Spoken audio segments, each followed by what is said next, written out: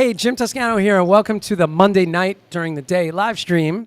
And I have a really special guest today. I jumped really quick into it because I realized that I had a graphic of Joel Rosenblatt up there, which is going to get edited out, by the way, in post.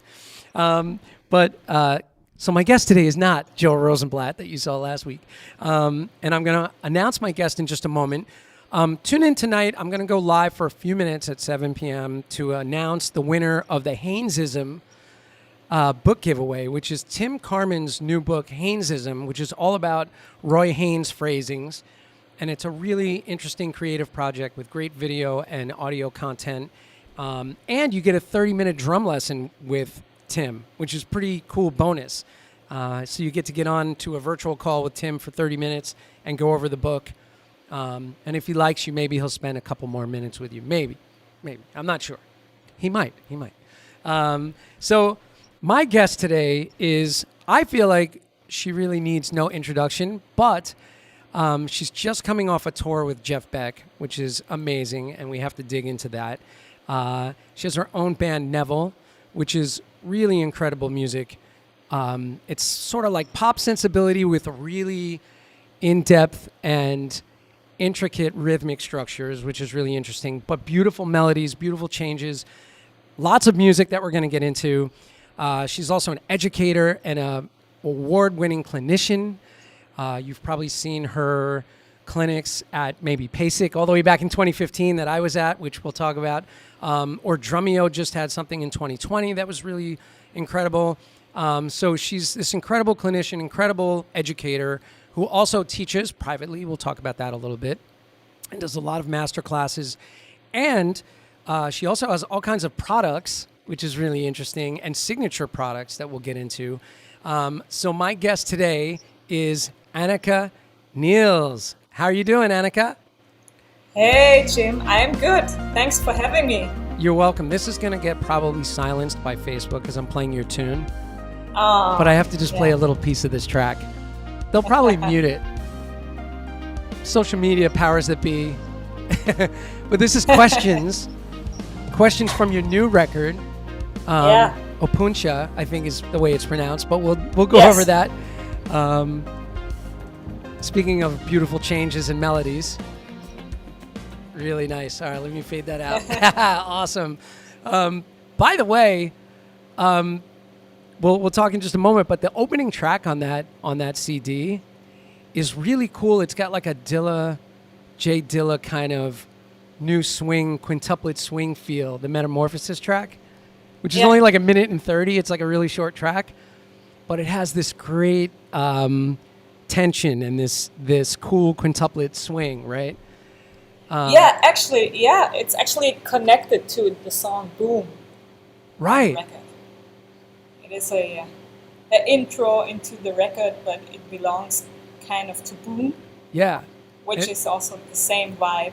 Yeah, and I was going to mention that the Boom one also had that kind of vibe. It gets a little deeper in that one, of course, because it expands. But welcome to the show, and congratulations on everything that you've done this year. It's incredible. You've had such a great year, right? Yeah, it was a great year so far. So Absolutely. far, it's not even over. There's still much to do. Yes. But I mean, I have to say that I said this over in our little pre-hang, that when I heard that you got the gig with Jeff Beck, I was just like, yes, like my team just won. I was like so excited. One, because I'm a huge fan of Jeff Beck. Two, because I feel like that's it's a really prominent kind of gig. And I don't, correct me if I'm wrong, but it's one of the more high-profile gigs that you've had in your career. It's the high-profile gig for me, actually. Yeah. So absolutely. So exciting, and just talk to getting the call for that, and actually, if you could step back to how you got the audition for that gig. Oh, actually, that happened in the beginning of the year, where I got an email of Jeff's crew or Jeff's manager, and Jeff basically saw my videos online on YouTube, and that's why he was reaching out. Wow. So I basically flew over and we met for a couple of days and jammed and played some of his new songs, and that was kind of the audition. So, you know, and we talked, and that was it. So he hired me to do the tour. Yeah. Did you do any preparation on the older material before that?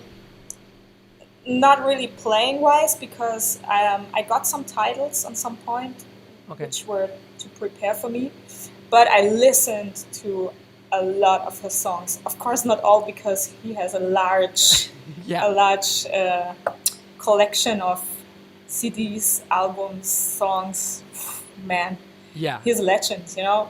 But I listened to the most famous songs, the older records, and all the stuff. And for the tour, I also prepared a couple of those, which were on the list. So yeah, that's basically Very it. cool. I mean, and you know, to think about, and you totally belong there. So let me preface this with that you totally belong in that drum seat. But isn't it cool to look back and see, oh, Vinny was the drummer before, and and Simon's been the drummer, and Bozio's been the drummer, like all these incredible musicians, and then to see yourself in that drum chair, you know, it has to be one of those sort of pinch me moments, right? Absolutely, absolutely. I mean, I try not to think too much about it, you know, because what should come after winning? Nothing, you know. Yeah. So I just try to play how I play. I try to be myself and not try to play like someone else, you know. So I just try to find my own way to play the songs, and that's what I guess I hope that Jeff wants to hear, that because he hired me because of he saw my videos and my playing. So Well, that's also a testament to putting yourself out there, you know, even if it's just in video format. Everything that you put out there these days seems like those are the auditions. And, you know, thinking about even an example of like the singer that sings with Journey now. yeah, exactly. Like he got it from a social media post doing karaoke. Yeah. So it's pretty incredible that the connection happened that way. I always wondered, I mean, I'll say rest in peace to Alan Holdsworth, but that would have been a cool drum chair for you, I think, with your knowledge of cross rhythmic stuff and polyrhythmic stuff and interesting groupings. And I feel like that would have been a really cool match. Absolutely. I can't just agree. Yeah. I mean, that would be another one of those. I would love to play there. Yeah. But Yeah. So what would you say would be one of the highlights from the tour? Thinking about, these are some bigger venues for you. What did that feel like, you know, going on some of those big shows all of a sudden, you know? I honestly, I just was super focused for the first half of the tour. Right. Super focused. I didn't really realize how many people are in the room.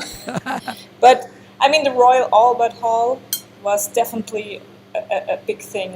Definitely like a legendary gig. You know, sitting on this stage is like, if you know who played on this stage, so this is just like a huge honor to play there with Jeff Beck.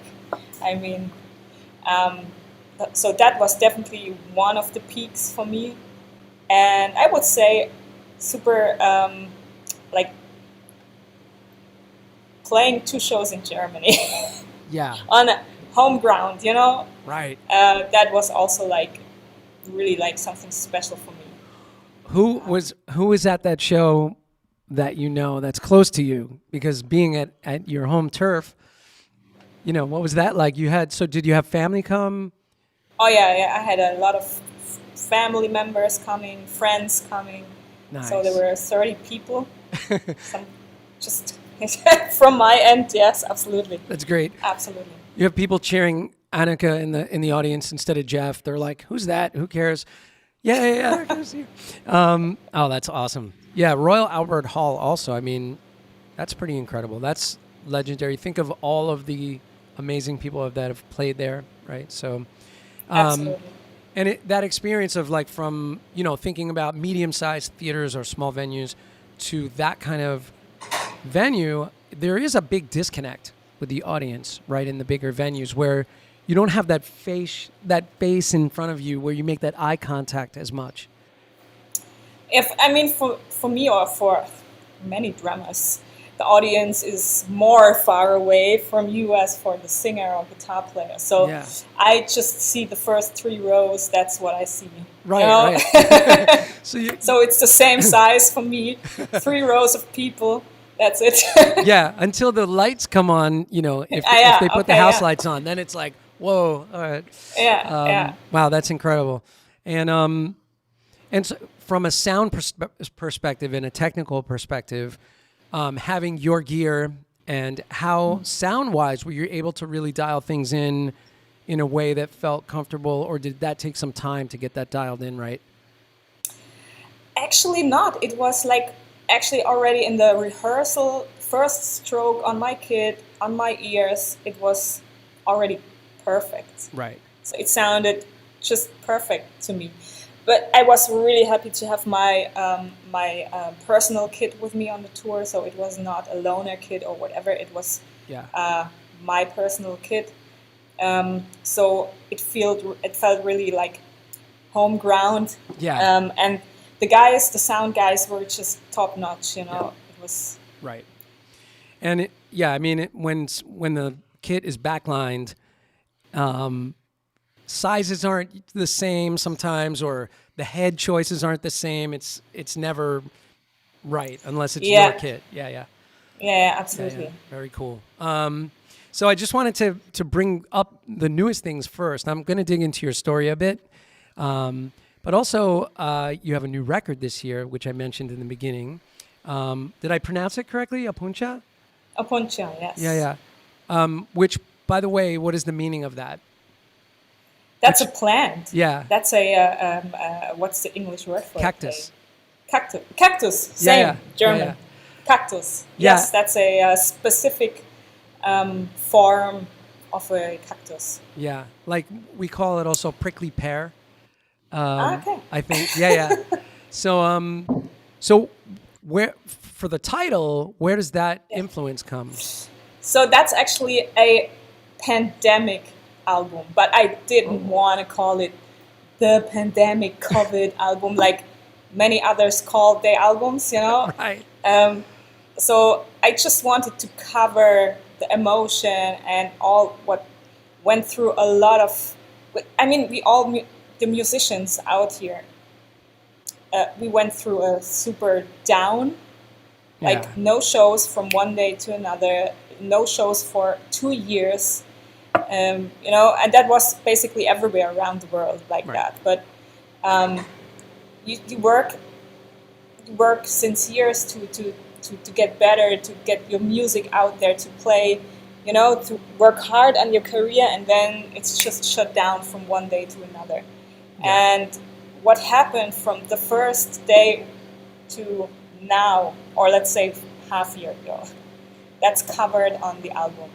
And the cactus is basically a plant which survives. Even if there is no water for a while, the cactus will survive. Right. And so that was the connection for me with the situation we were in. So we haven't had water for a while, but we all survived somehow, Right. But there were some ups and downs, like one song is called Up and Down, So yeah, it's a COVID pandemic album. Yeah, basically. That's a great analogy for kind of, the cactus, for what everybody went through. It's pretty interesting. And everybody, we're not going to get too deep into the pandemic, but everybody had to sort of pivot and reinvent what they do for a time.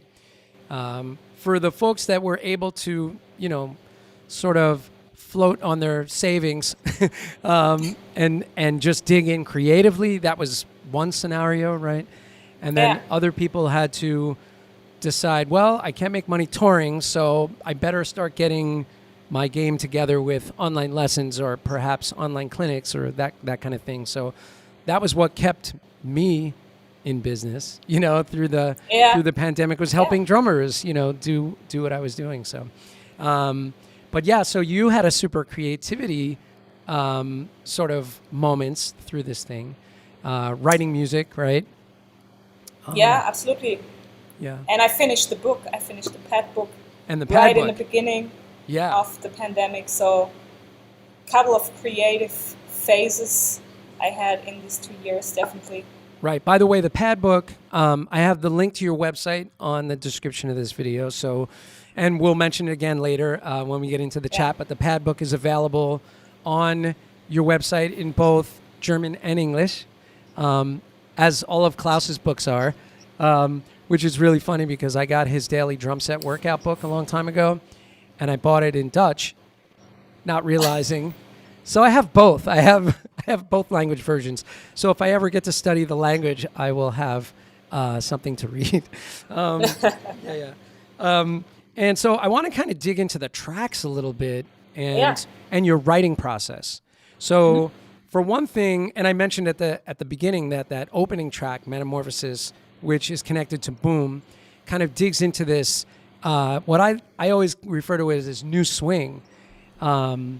I had Daru Jones on the show, and he's very prolific in sort of the new swing kind of grooves. And we were talking about the Jay Dilla influence from early hip hop, where it was getting just programmed, and then people were starting to play that kind of feel live. And is this like a new exploration for you with those kind of feels, or is this been a long sort of metamorphosis with your groove? I mean, for me, it's a bit like the other way around, how I explored that, because I guess for a lot of guys, especially when you come from a hip-hop scene perspective, like also as an American, I guess it's more natural to just try to recreate those programmed grooves when you are playing the hip-hop tracks. But for me, I'm not living in the US. I didn't grow up with this music and on the street somewhere in New York. I don't know. Yeah. So I just grew up in a small Bavarian town here, and so I was more like into this super correct form of note values, like quintuplet grid, and from there now I'm stretching out to a more free feel of a swung feel, like hip-hop feel, but it comes from a specific, concrete, reliable note value where I just use a placement before the click, behind the click, but for me it's more that instead of trying to recreate or imitate hip-hop grooves. But in case of Morphosis, it's actually not quintuplets, it's just a stretched 8 notes triplet kind of feel. Okay. I'm stretching an 8-note groove more into the direction of a triplet. Yeah. So you can squeeze 5 into it if you like, but it's actually, for me, I feel it more right. like this. I almost, if you were to analyze it, sort of if it was being on a grid, it could be, the first and fourth partial of like a quintuplet, the way it lays in a way. But I like what you're saying about it being more fluid and being more interpretive based on your feel, whereas it's almost like collapsing and expanding rudiments, right? When you Exactly. let them pull apart and go back together and create tension. So that's a really great way to look at it. And actually, for your playing, as you've sort of evolved over the years, it probably now is way more leaning on the fluid side and just the ideas coming out as to when maybe you had started exploring this stuff where it was more rigid and sort of counted, what I mean? Yeah. So, it's definitely more internalized and it's just coming out naturally. I don't think about it. And sometimes I play stuff and people ask me, I don't know, it just came out. It just, I have to listen to it back and write it down probably to really be able to tell you what I've played there, because Right. I don't make thoughts about it. It's just playing. Speaking of writing down, you have a transcription book of tunes, which is awesome, and you have all of these drumless tracks of a lot of the music that you've done, which is really smart. And we're going to talk about your business model a little bit, but that you have these tracks and then you have transcriptions. Do you see doing that for the new record as well? And it would be way more challenging, I think, as your music develops to transcribe this stuff, right? So did you do your own transcriptions? I don't do my own transcriptions because it takes a lot of time to write that stuff down. Who's doing and I it? don't want to spend too much time in front of my laptop. I do that anyways, so Right. I just give that out to someone else. But I have, for the previous album, I have the all transcriptions almost ready. Oh, cool. I just recheck everything, so I just release them first, and then I probably go to the new album. So I need to do the previous album first. Yeah. It's yeah. it is a great thing that you're doing, because and I know some other drummers. Gary Husband, does some stuff like that that we had spoken about. But it's really smart because people have an interest in what you're doing as a drummer because it's different. It's really different, and I only use this term with a handful of people, but you really are a trailblazer in what you're doing. You're doing stuff that is out of the box for a lot of people, where they're not even sure how to approach just quintuplets by themselves, right? So, or odd groupings. So having this model where you're writing music, you're recording the music, then you're getting it out there, then you're taking out the drums and providing this drumless thing, which is great for education. Then you're providing transcriptions. It's really smart. It's kind of putting everything into one big sort of package, like a brand. So it's really smart entrepreneurship on your part. Thank you. I say that a lot of there's musicians that only play music and won't ever get involved with that stuff. But in this day and age, you really need to, especially you're sort of self-managed, right, still? Yes. And so you're managing things, you're producing content, and then you have sort of a product line that goes with that. It's a really smart business model that I would say that most people wouldn't be able to pull off, because I can't imagine the amount of time that goes into just the office work. Has got to be a couple hours a day, right? It is. Like 2-3 too hours. Much work on a laptop. Yeah, exactly. Right. So, I mean, even with me and my small, sort of business model, like I'm in my office for 2 hours every morning, scheduling, answering emails, doing all the stuff before I even hit the studio.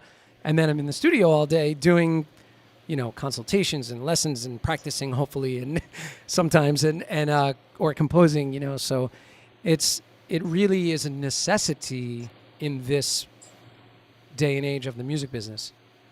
It is. So did you plan on it? And now here's the question. Did you plan on this being sort of the business being this kind of model, or did you think like, I'm just going to play drums and that's it? I'm not going to have to worry about all this stuff.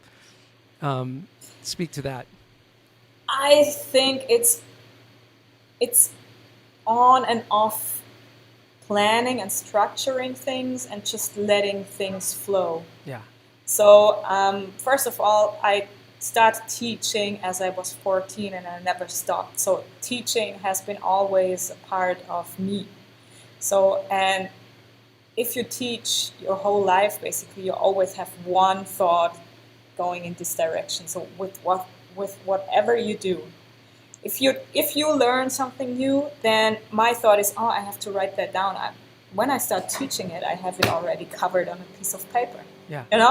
So it's not just for me that I need to see it on paper. It's also like I keep that for the next person I teach that stuff in a couple of years. Yeah. So, and then you get a big collection of stuff on some point. And this is how the pad book started, actually. Right. And then it's a natural step for me very often to bring stuff out like the transcription, because it just makes sense, you know. It feels like a natural next step when I write something, when I compose something. I just bring it down on a piece of paper, sometimes for the musicians who need to play that, and then why not doing it as a drum transcription for all the drummers, Right. you know? And it's just natural steps, but it costs time. When you really want to bring it out on some point, it costs time to plan all that stuff. And this is where I guess 80% of musicians stop working on it, because it costs time, which goes away from your playing. Right. And you really need to know if you want to do that, or if you just want to be a musician, play, and that's it. Right. And yeah, for me, it was always a part of the business. But to your question, if I have a plan like for the next 2 or 3 years, so I don't have that. So this is what I mean Right. with, I let it flow, and then some new projects coming up, and out of these projects, I make thoughts, okay, how can I bring this down for my students or for my followers or whatever? What do they want? What do they need? And then I try to ask them sometimes, also like, on social media or in person. And then I just try to create the products they want. Right. That's it. Well, it's smart, and being fluid, as you describe it, is really, we kind of don't have a choice too, right? It's sort of the way the business goes. We have to sort of flow with that, and sometimes you have to go with what life presents you, right? Absolutely. Sort of having that flexibility in your psyche keeps you sane. Because if and I think also like having priorities, like what's your priority 1, what's your priority 2? Yeah. So that you not get too lost in all the different fields you can work on and cover on, Yes. And the business side also. So it's really, really important to have your priorities. Yeah, and I would imagine that your practicing as over the years was very structured and prioritized. Absolutely. And of course, it shows in your playing, and it shows kind of in everything you do, I think, right? So, when you're working out a practice structure, do you sort of, like, I use a notebook where I kind of write down all the things that I work. I kind of chart everything. But did you get that intense with it, that sort of granular with your practicing? I did using, I wrote down everything 10 years ago as I started to develop a practice routine. Right. I felt like I need to write down all that stuff, otherwise I forget what I want to practice and all the material and getting stuff sorted. But in the meanwhile, I have a routine, so I totally know what to do, and so I don't need to write down stuff anymore. Like, not what I have practiced yesterday, what I have practiced the day before. I write down a lot of things, ideas, and I collect ideas and try to sort them still on. I have a book where I write all that stuff down. Right. But I don't have like a practice journal or something like that. Okay. Today I practiced 20 minutes this and this, and Stick control for 20 minutes. Ted Reed book for 10 minutes. Yeah, exactly. Well, that kind of thing, I do that for students. I have an Excel spreadsheet that has, a list of books and pages and exercises because a lot of students seem to have this thing where they just don't know what to practice. They're overwhelmed. There's too many things. Yeah. And so sometimes they need somebody to structure it for them. But that makes sense. Yeah. Absolutely. And then, what I do besides writing down some ideas is I have my phone and I sing groove ideas into the voice notes. So if I'm at the park with my dog and I don't have my pad or I'm getting pulled around by him, I could just take my voice notes and sort of sing the grooves into the phone. So I have a lot of these voice notes where it's me phonetically speaking grooves into the phone. Do you ever do that at all, or? I do the same, but when I drive my car. Right. Because when I drive the car, I have so many thoughts and ideas all the time for songs. I sing melodies to my phone just to cover the melody and not forget it. And then I talk, start a song with that. Nice. And then a little stop and then the groove comes in.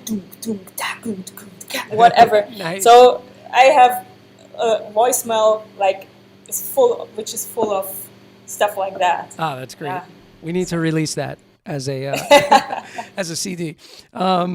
So when it comes to the writing process, and by the way, I'm going to jump into the chat in a little bit, and we'll just check in and see if there's any questions starting to come in, because it is a different time for me to stream. So we'll see. We'll see if the chat is alive, because I'm usually streaming at night. But hopefully we get some questions in the chat. And so with the writing process, when it comes to, because I know you play keyboards to some degree, right? Not your primary instrument, but you compose from the keyboard. So if you're composing, how far are the tunes developed when you bring them to the band? Or do you have fully realized songs, or is it more like maybe chord structure a little bit, or an idea, a sketch for a melody, or is it fully structured? I would say in the meanwhile, I just do like a rough layout of the song, which has the chords and melodies, but it's not in detail, There is still space for them to bring their own ideas or make changes, or just work on it like in a creative back and forth thing. But the first album was more that I finished all the songs kind of, and just let the musicians replay or recreate the instruments. Right. To play them more with a feel instead of me doing this on a keyboard. Yeah. But yes, I love to have other musicians' ideas on it and their feel. So, because I'm just the drummer, actually.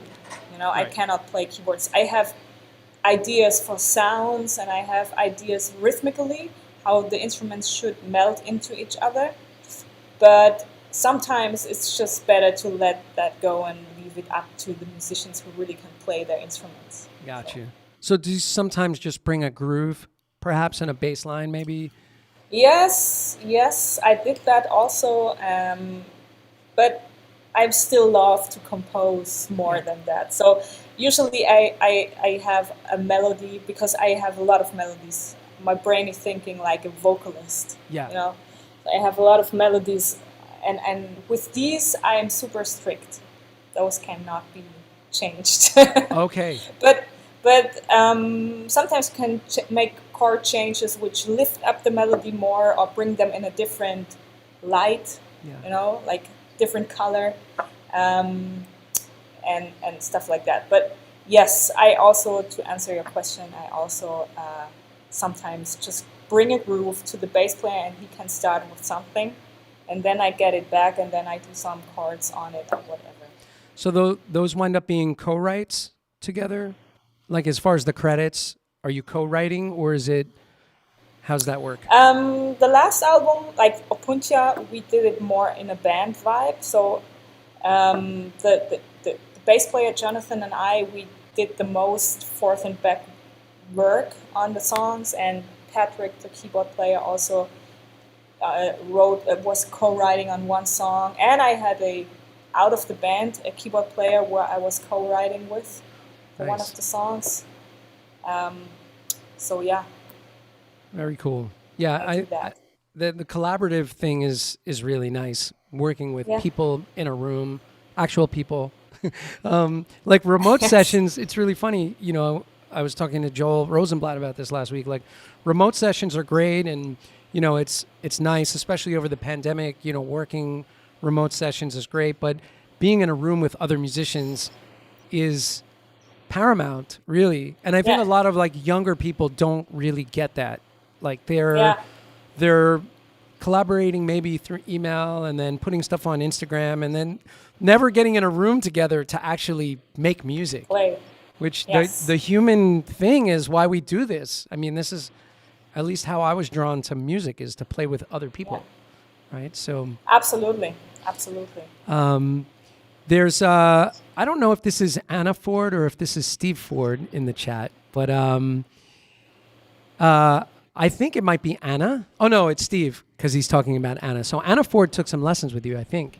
And he said, yeah. you're definitely an Yeah. effective and patient teacher. You helped my daughter, Anna, really nail down a drum cover. Very thankful for that. So that was a nice comment from Steve. Oh, thank you, Steve. Steve, I owe you a phone call for my schedule.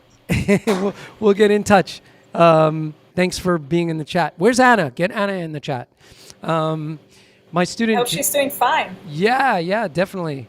I think she had a broken elbow or something, Oh, no. like a year ago, or not that long. Give us an update. My student John Schneider was chiming in about doing the melodies on voice notes, saying that that definitely is a thing that's helpful for him. He's a college student, great jazz drummer, young kid, and he's influenced by your what you bring to the music. So very cool. Oh, thank you.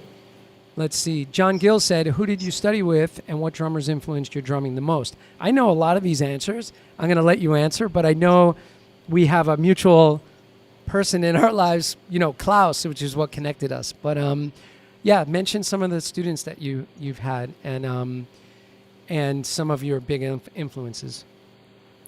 Yeah, I would say the biggest influences on mine are definitely my teachers. So starts as I was like in my teenage years with my local drum teachers. Then Klaus came into my life as a teacher, and he really, really helped me to make the step into university, to study music. And then from there, I had a teacher, which you might know, Joost Nickel. Yeah. Joost you studied with Joost? Yes, I studied 2 semesters. Wow. And he really brought me actually into this odd grouping stuff. Yeah. So I started doing that with him, and then from there I developed kind of my own ideas out of that material.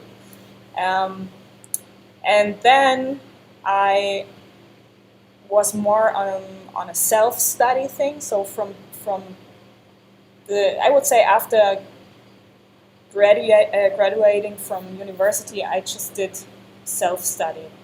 All the quintuplet stuff, all the odd meters, everything you hear now from me, I basically studied after I studied at university. Wow, cool. Because at university I just had to break down I had to restart from zero again with my playing. So many issues in the basics and stuff like that. So, but however, then I discovered Chris Coleman, which is a big influence, a big hero, big inspiration to me. And I had a lesson with him also in LA, which brought me into the world of odd meters. Yeah. So, and that was like, I was not able to play what he wanted me to play while he was playing the bass, and I was losing it all the time. And I was like, okay, I really have to learn to play all kind of odd meters. So, and from this day on, I still study odd meters, so it's still a big thing in my life, but it started with him. So he's big inspiration for me. I was not aware of that, the Chris Coleman part of it. Yeah. Oh, yeah? Yeah. It started like that. And then, of course, in my teenage years, I listened a lot to Benny Grip, because Benny was like big in Germany already before he was big international. So he had a band called Jerobeam, which is like Mardi Gras style. So I listened to them. I went to concerts. So that was a big thing to me for a while. So Benny definitely is an influence. And then Adam Deitch, Yeah, out of Adam was on Dutch. the show recently. Yeah. Oh yeah, he is also a big influence. So it started with the John Scofield Uber Jam album for me with him, and then I just was looking for all the stuff he was playing. Yeah. So now Lettuce, of course. Lettuce So is great so fun band. crazy good. Amazing. Yes, absolutely. I love his playing and his attitude and feel and everything. So I studied his playing for a while. So I definitely have a kind of influence of him. Steve Jordan, because I listened a lot and very long to all the John Mayer stuff. So Yeah. Steve Jordan is like, or let's say John Mayer is Steve Jordan for me. Yeah. You know, Yeah. all the pocket just grooves, just like all that stuff. So yeah, Jojo Meyer is also a thing to me. At some point where I got more into this odd stuff and playing out, thinking out of the box, playing different. So that started with John Mayer. Jojo Meyer. Yeah.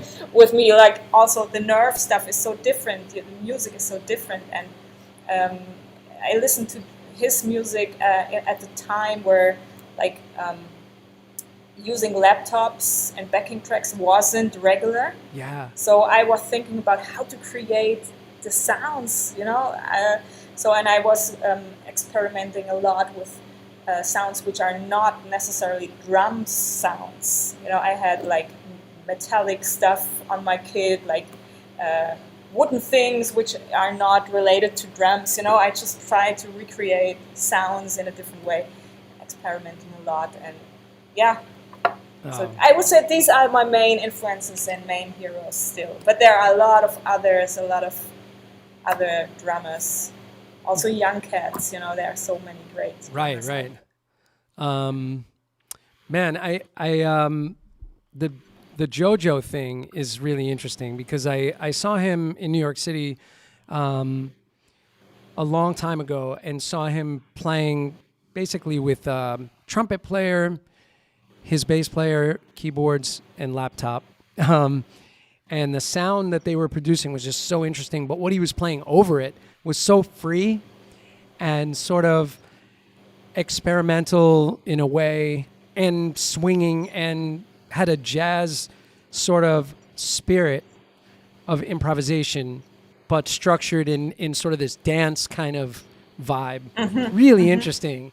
So I could see maybe how nerve influenced by listening to your music, how that influence might be in there. So have you ever thought of having real horns in any of your stuff? I mean, any horns? I would love to have real horns, but I also think in the way of what is doable live, you know, like financially, and that always brings me to the point, okay, I cannot afford, I cannot pay the horn section, it's too much. But if the budget was there. If the budget was there, I had a full horn section on my music. Nice. I mean, even the way Lettuce does it with two horns is very, very cool. I mean, they have a pretty large band. And they're playing some pretty major festivals and stuff. So I guess maybe so the budget's there. But hey, who knows? Maybe the budget will be there one day, right? Because yeah. If so, then I will have horns. You will see that. Yeah, for sure. By the way, your band is killer. Just such great players. And your bass player, that relationship, drummer bass player relationship. Speak to that a little bit because you guys are really on it. And not that. We hope for that, right? That marriage of like the drummer and bass player. But, with the way that you stretch rhythmically and stuff, you really have to be thinking sort of as one in a way. Speak to that relationship in your band. I mean, Jonathan is really special. He is a special guy because he is a great human, which is really important to me. So we have a great connection on a human basis, and that's the most important thing. This is more important to me than that he is a killing bass player. Right. Because it's no fun if you play with a bass player which don't watch at you at all or ignores you, or if there is no connection on a human basis. Right. But that works perfectly with us. And also, like, we have a interest in things which is like rhythmically going in the same direction. Yeah. So he plays with a Indian drummer, Oh. Trilok Hurtu. I don't know if you know Trilok. Yeah, yeah, that guy's amazing. Yes, and he is his bass player too. Oh my goodness. And he is into all this Indian, like, counting system. Yeah. And he can play all this weird, odd stuff. And when I start playing my stuff, he always is able to improvise around it. Wow. He is not just jumping on the same line I'm playing. He is like able to listen to it and find lines around it to bring it into a big, like, into a, how can I say this? How can I say this? It's a, he fulfills the picture. Right, right. You know what I mean? He's not just playing in unison with me in the same lines. He is painting around my line to fulfill the picture. Yeah. That's a great way to put it. So he's complementing what is established there instead of just adhering to it and sort yes. of yeah. And the good thing is we even don't have to talk about that. This is just happening naturally. Right. This is why it's so special, because we have the same feel in the same direction, and we create an energy sometimes that I don't know where to put my energy. It's so much energy, you know, and I think I am exploding. I don't know where to put this energy anymore. So it's just like, you know, and you don't have that with everyone. It's very special. You know, when you play with a lot of bass players, sometimes nothing happens. Right. You don't feel even that it's grooving, you know. And then sometimes you play with someone where you feel the connection and the vibe and the groove, and then you put more energy in, and it's just this one big bubble of power and groove, and and this is how it works with Jonathan. Wow, nice. Absolutely. Yeah, I think that, you know, that special relationship, and as you said, you know, the first as a person, that needs to be there, because I mean, for anything, I mean, if you're going to be on tour, you're going to be with the people more than you're playing. So you're spending a lot of time together. You have to gel personally first. Yeah, and you know, it's like for some people it's a business and they just go play, go. But for me, it's more a passion and a business. But I would always put the passion first and the business second. Yeah. I would also leave a band if it would be the major band. I would leave it. If I don't feel comfortable with the people around me, I would leave. I know that. I can say that for 100%. Yeah. Because I have too much passion for playing drums, playing music, to stuck in such an environment. You know? Right. Yeah. That's integrity, you know. Yeah. You have allegiance to the music first, you know. Yes, and absolutely. I mean, it's no fun to play with people that are just not fun people to be around anyway.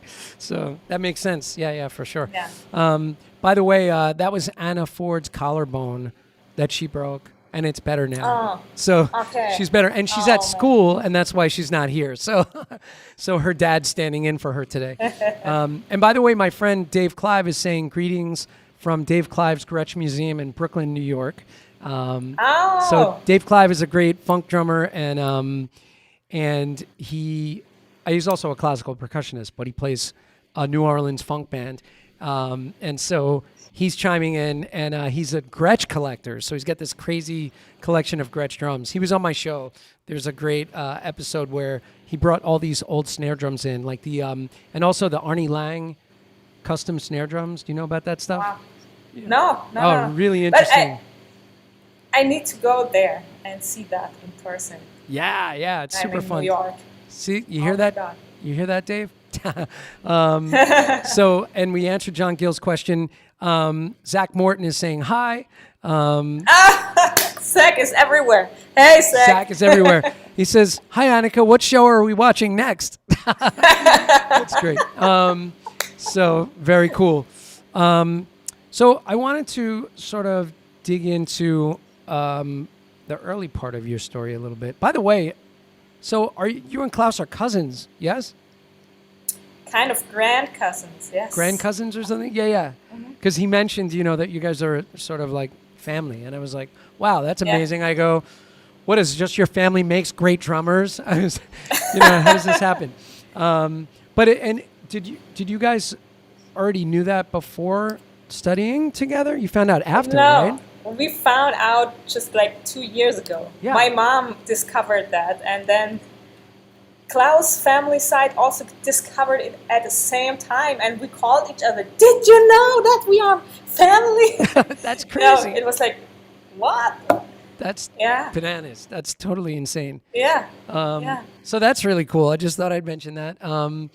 So it's not like you grew up together as like, sort of distant cousins and hanging out so. No. So, but there are other drummers in your family, right? So, and you picked up the sticks at 6 years old? Yes. So was that because of your dad or? I think it happened naturally because as I was 6, my parents put me into a local music school. But there were interests before, of course, and I can remember that I was hitting the snare in the downstairs. My dad had his drums in our basement basically all the time, and I was sitting there smashing stuff. And nice. At some point, he just thought, okay, let's bring this girl to a music school. Yeah. But my parents always supported me in playing drums at a time where it wasn't usually or regular that girls were playing drums. Right. So, and they fully supported that, luckily. So. Did you know other girl drummers at the time, or really were you kind of the only one? I was in my city and in the whole area I was living in, there were a lot of musicians, because at that time the city where I grew up was the city with the most packed with bands in Germany. Yeah. But there were just one more female drummer. There was just one girl, which was funnily also living in the next town to where I lived. So, and I didn't know any other female drummers. Wow. And I was really busy in the music scene there. So, very cool. But yeah, and my dad was a drummer, like I said, but more in his free time, and he had like this cover band, and they did like different music styles, like 70s music, but also like the modern German pop music stuff that time. And he was also playing the trumpet in a brass orchestra, Bavarian brass orchestra.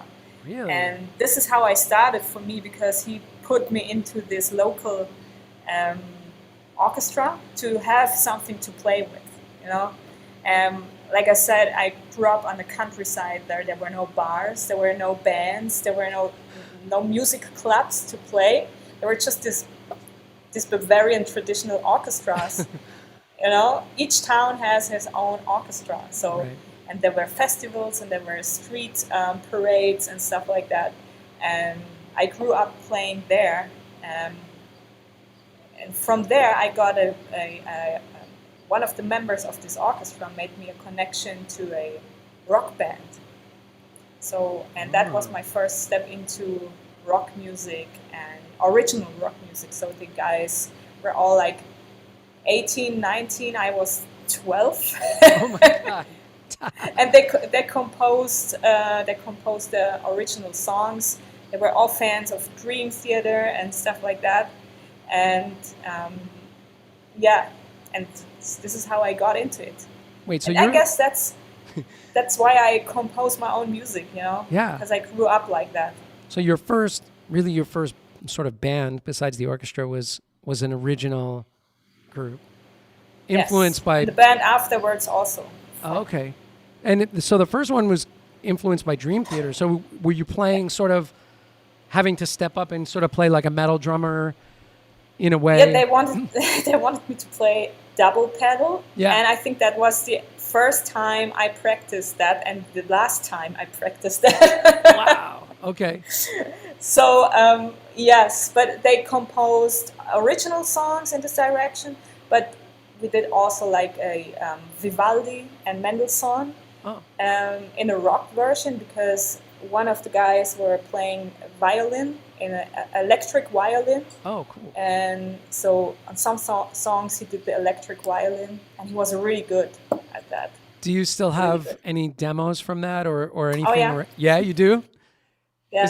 Is it fun to go back and hear that, or is it just It is super fun. It is super fun. It's good that Absolutely. you have that, because at one point I took all of those tapes from playing in my mother's basement with, all the local bands, and I threw them all away at one point. What? Yeah, No. and I don't have them, but I do have some recorded demos from my early teens in studios where I have like the 2-inch tape or Yeah. half-inch tape. I have those reels. So I need to go to a studio where there's a reel-to-reel and get that stuff onto digital. But it's kind of cool that you have that. Absolutely. Do you have any videos from then? No. No. No videos. Just we went into studio and did a record on some Oh, part. nice. This is what I have, yeah. So that's like at 12 years old. So were you studying privately at this point or not? Not really. Yes, yes, I studied privately. So This is local also teacher.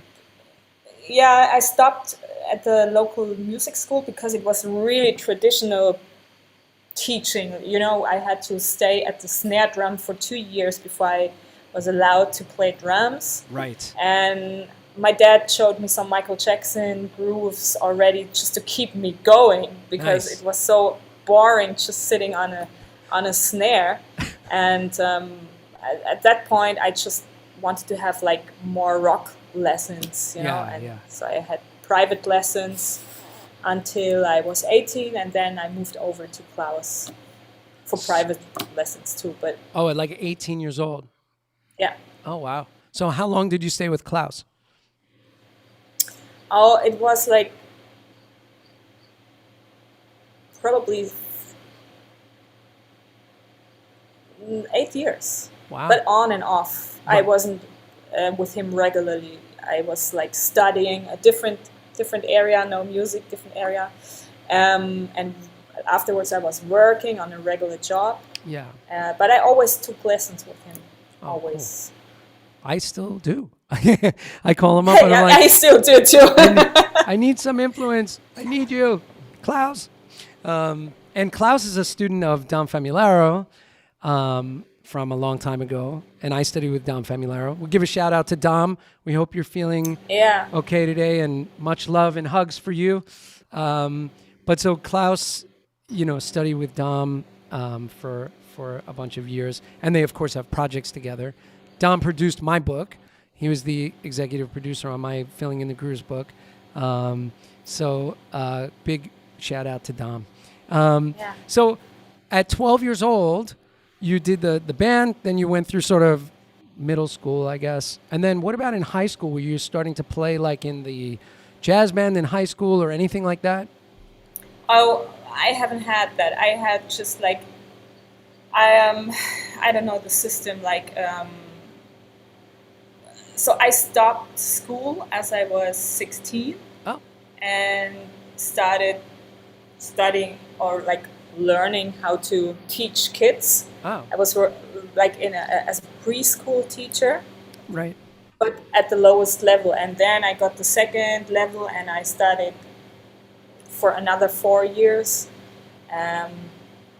So it's a different school thing here in Germany. It's a different However, structure. Yeah, different yes. structure. However, it was like, for me, I always had bands while studying, but it was more like this original band, then the next original band, Yeah. which was more like singer-songwriter, pop music, more straight, Right. more acoustic with brushes also. And at some point, I really made the decision to being a full-time musician.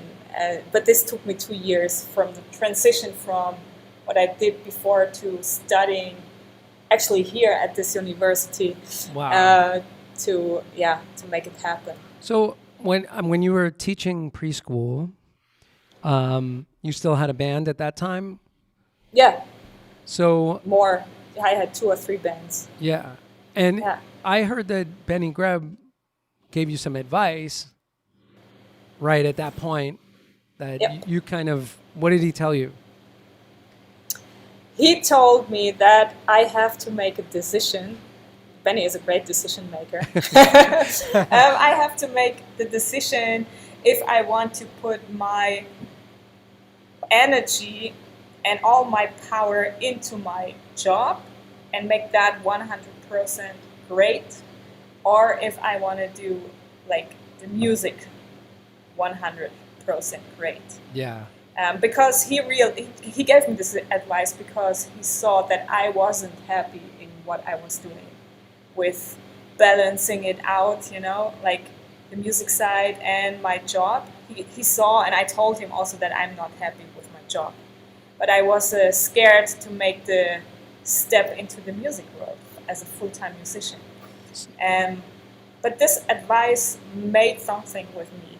Yeah. It made me thinking, because he was right. I never would have been happy balancing it out. So I had to make this decision. Do you think you would have found your way to full-time music had you not gotten that advice? I'm not sure, actually. I think that was a really important advice to me. I think without hearing it coming out of his mouth, I probably wouldn't have done it. Yeah. But it took me still 2 years to really make the decision. Now is the day I quit and I go for a full-time musician. Did you study with Benny? How did that happen anyway?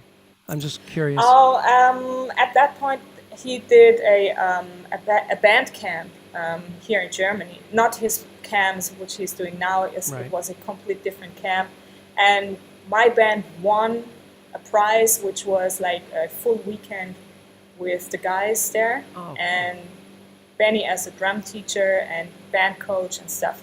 And that was as I was 22 Okay. or 23. So he obviously heard something in you that prompted him to give you this, it's time to make a choice. Yeah. Yeah. Cool. That's great. And, oftentimes when we look at what we do in this life, there's mentors, even if it's just a one time, there's mentors that may help carve that path. Right. So. Absolutely. And sometimes it's, you take lessons from here, from there, from this guy. But sometimes it's just like a lesson packed full with information, and all you need is this one sentence, Yeah. which makes you think, or which makes you changing something important, So sometimes it is what it is. So. Isn't it funny? Like, have you ever been in a lesson where, like, maybe only partway through the lesson, maybe 20 minutes in to a 1 hour lesson, you get this one thing, and it just is stuck. And you're like, yeah, you just want to end the lesson and go practice, right? So it's just like, and you don't, because you don't want to be rude and be like, well, I got enough, bye. I'm gonna go practice now. But you ever have that feeling where it's like, you got this information that you know that's what you're gonna do. You're gonna go work on that. Yeah. Yeah, And then you're absolutely. like, for the next 40 minutes, you're just like, oh man, when is this lesson over? I got to go practice. And you're trying to come back to this one thing, Can't we just jump on this one more time? Yeah, exactly. Oh, that's Yeah. really funny. So at that point, so what you're saying is you wanted to go full time as a drummer. You don't like children, so you're like done with them. Enough of you little children. So because you were teaching early childhood, right? And then sort of you became kind of in charge of that program, right? Yeah. So you could have easily stayed full time in sort of early childhood development or something, or social education, and then made that decision. But you said it took 2 years to really fully move on. Yes, absolutely, yeah. It took me 2 years, but I would say Klaus helped me to get into a program which we have here in Germany. So it's a program called, not called, it's a program which helps you to get a better teacher in drums, teaching drums. Okay. And this program is running like each 3 months for a week. So you have to take a week off work, each 3 months, go there and you get like all the palette of drumming, like Wow. a timpani, snare drum, drum set, xylophone, like marimba and all that stuff. Oh, wow. And also Latin percussion. So you get flooded with information in this week to practice the next 3 months. And that's running over a period of 2 years. And this is what I did. Oh, wow. And after these 2 years, I was really into it and really I just absorbed everything, you know. And then I applied here to study here at this university where I'm at right now. And it worked out. So, and that was the day where I quit my job. Wow. Was there any points, you know, over those 2 years, sort of stumbling blocks, anything that came up that maybe you got, perhaps you started to feel like, man, maybe this isn't going to happen? Or did you ever run into anything like that? Actually, I had that before I started this course. In these 2 years, I had just like positive progression. I just realized, whoa, when I practice that, it works. When I practice, right. it works. That's great.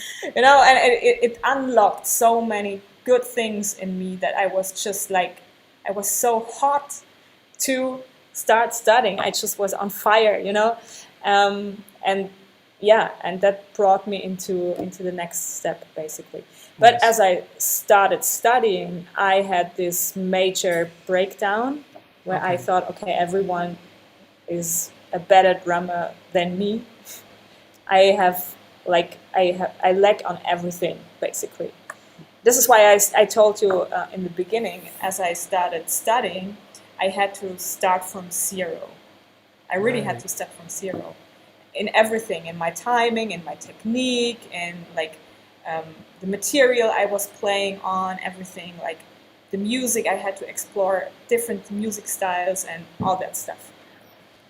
So, I mean, those are the moments where, you know, making that decision, like, oh man, you know, I understand exactly. I mean, I still go through that, but it's like that becomes the point when you make a decision that, okay, I'm going to work on my deficiencies, whatever that may be, and really put the time in. Instead of feeling defeated, you let that fuel your energy to go forward, right? So, Yeah.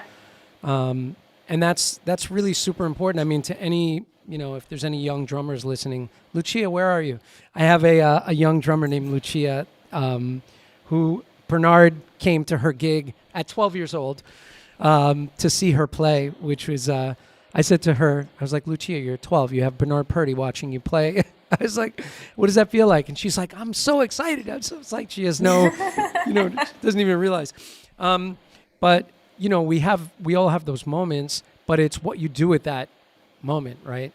And Exactly. you get discouraged, but then you get the fuel to go forward. And you obviously did that, right? How do you find the sort of drive to really push beyond that?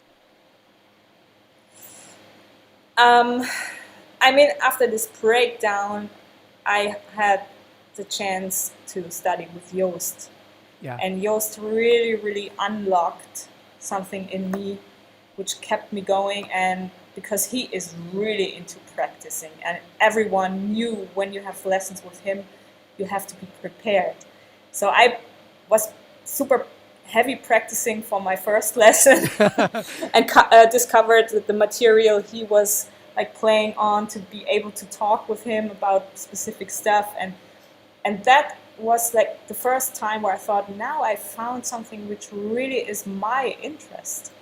So not someone who is telling me I have to do this, or this.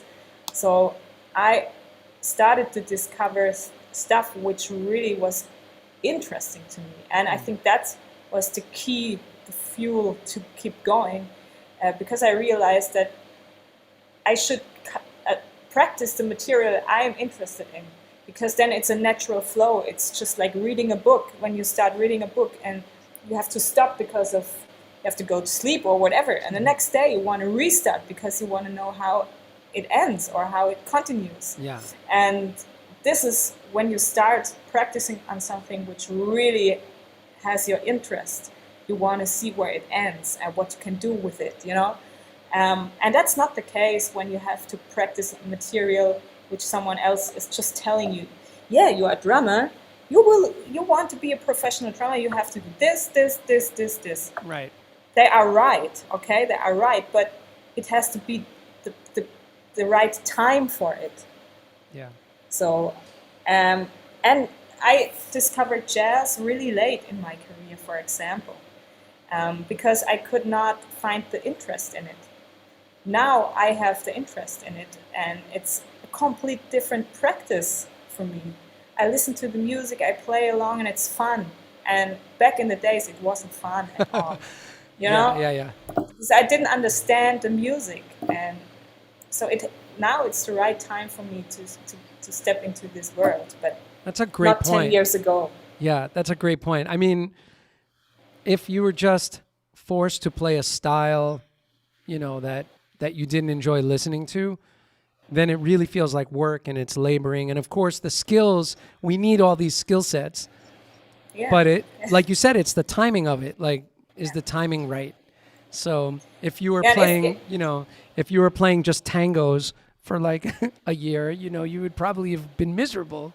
Yeah. So. And I mean, when you're self-taught, you can make your decisions yourself. You Right. can set the time when it's the right time for you. If you're studying at university, you have to go through stuff you probably don't want to do. You have to. Yeah. But probably after that, you just, done. Yeah. I never play it again. Yeah. Because you hate it because of that. I don't know. And it's funny because, you know, like you said, really the way to find your own voice is through exploring what you're interested in. Jump into the rabbit hole of your own interests. Yes. Oh, I love the way you just said that. That was great. I mean, think about a player that comes to mind is Mark Juliana. Like, I feel like he's always searching, you know, for that next thing that's going to ignite whatever the fire is that's going on at the time. And it's funny, it's, you know, as you said, like, listening to maybe jazz earlier was difficult for you because you just didn't have the interest. Now you found the interest, and now it's sparking something else in you. Yeah. And I heard the same story about Zach Danziger, actually. Oh. And what he does now is also unique and different to anyone else. Zach Danziger, you know, his Wednesday Night Titans thing is just totally bananas. First of all, there's a lot of humor mixed in there, which is great. I love that they're sort of auto-tuning wrestlers into their it's really nuts. Like, from a technology standpoint, what they're doing is absolutely astounding. But then playing really cool stuff on top of that. Because Joel and I talked about seeing Zach playing, you know, with like Mike Stern at the 55 bar in New York City, you know, when they were much younger. And now seeing what he's doing now, and he's so impassioned about it, you know. It's pretty amazing. Yeah, good call on Zach Danziger. He's another real trailblazer, right, in the industry. So where is your writing influence coming from these days? And I'm going to mention one that I think, but you tell me if I'm right or wrong about this. But you mentioned Jeff Porcaro being an early influence, just from oh my God! Yeah, I just forgot to tell that in the beginning. As of course, and of course, everybody's so super influenced by Jeff. Just the feel that he always laid down, and that he played for the song. He wasn't reinventing the wheel, but he was laying down like just great feeling stuff that served the music so well. There was not anything there's no fat to cut off. It was the right part for the right song, right? And Absolutely. but also Toto and Lukather's influence as a producer and writer, and sort of their arrangements being super tight and well thought out, and incredible changes. And I feel like I hear the Toto influence in your writing. Am I off base on that, or? I think you are absolutely right. Definitely. Especially, I would say, in the first album, the Picala album, Yeah. it has more the Toto influence than the second album for Colorful Soul. Right. But that's definitely, like, I think I put all my influence of Toto in this album, especially the track Picala, which is like I don't know, I thought, oh wow, I have like a kind of a Toto vibe going on as I wrote this song. I said, okay, I keep going. Nice. It just came out in this way, and the sounds also, like the 80s sounds. I know, but I love the 80s sounds. Yeah. And all that stuff. Yeah, definitely. But see, I mean, I grew up with listening to Toto. Right. I grew up like that. So. What other bands besides Toto, like at the time, were really influential? I think you've mentioned the Police before, no? And the Police wasn't that much into my music world at this time. It was more like I said, as I started with this rock music, with this original rock band, I listened to definitely to Dream Theater, Dave Matthews Band. Also, if this is not the same, but it also is like kind of odd here and there. Right. And then I just stumbled into Foo Fighters, Chili Peppers, all this kind of rock, funk. Then there were a band called Skunk and Nancy. I don't know if you guys know them in the US, but it was a band from the UK, Skunk and Nancy. Oh. They still exist, they still play. And they have also like a unique kind of sound and writing. So it was more that kind of music. And Life was a band, Goo Goo Dolls, all that stuff. Wow. Yeah. Oh, cool. Yeah, Goo Goo Dolls is real poppy, and so the pop sensibility, comes through in your music. Even though, as I said earlier, it's got real rhythmic depth and sort of there's sort of an intellectual aspect to it all, where it goes pretty deep, structure-wise. But at the same time, there's this great pop sensibility. Like, you could still want to dance to all this stuff. And you're bringing that kind of vibe into your videos, which is cool. That the videos are, like, colorful and fun, a lot of them, like Florida, stuff like that, where it's really can lend itself to a wider audience, which is smart. But it sort of is covering all the bases, in my opinion. So, it was actually, or it is my goal to have melodies, strong melodies in the music, and that's, I'm fishing in a field where it's like not concrete this or that for many people, so they don't know what to do with my music. I know that, but I keep going because I love doing it, and it's like kind of jazzy, but the harmonies and the melodies are so not jazzy, they are more like pop. And so the jazz guys, they don't know really what this is, and the pop guys, they say, why is the beat always so fancy? So I want to dance along with it, but I can't because you're playing weird stuff on it. So but I try to find my audience, and I found my audience. Uh-oh. Hello. Check. Testing. Oh, okay, we're back. Woo. Oh, yeah, alrighty. Yeah, we got a weird Wi-Fi freeze or something. I don't know what happened. I'm glad you're here. But yeah, so, I made a couple notes on the new record as I was listening. And so questions. A lot of your changes, like, get me emotionally. It's really funny. I get choked up when I listen to them. Just just so you know, it definitely has that sort of these pretty changes and pretty melodies, but then all this fierce rhythmic stuff. So it's really got a lot of balance for me as a listener. I really love that. But also the one Up and Down is like real funk pop kind of sensibility to it, which is cool. What influenced that tune to you? I think I listened too much to Ghost Note. Nice. Yeah. Yeah, Ghost Note and Spot. Spot is also big hero, big influence for me, and he is like the whole package for me because he is an amazing, great songwriter to my ears. Yeah. My understanding of writing, and amazing keyboard player, Right. and an amazing drummer. And also his spirit on music is like, I just like look up to him.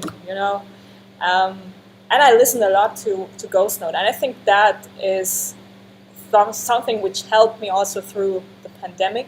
Oh, okay. So a bit uplifting music, and so I came up with this track on some point.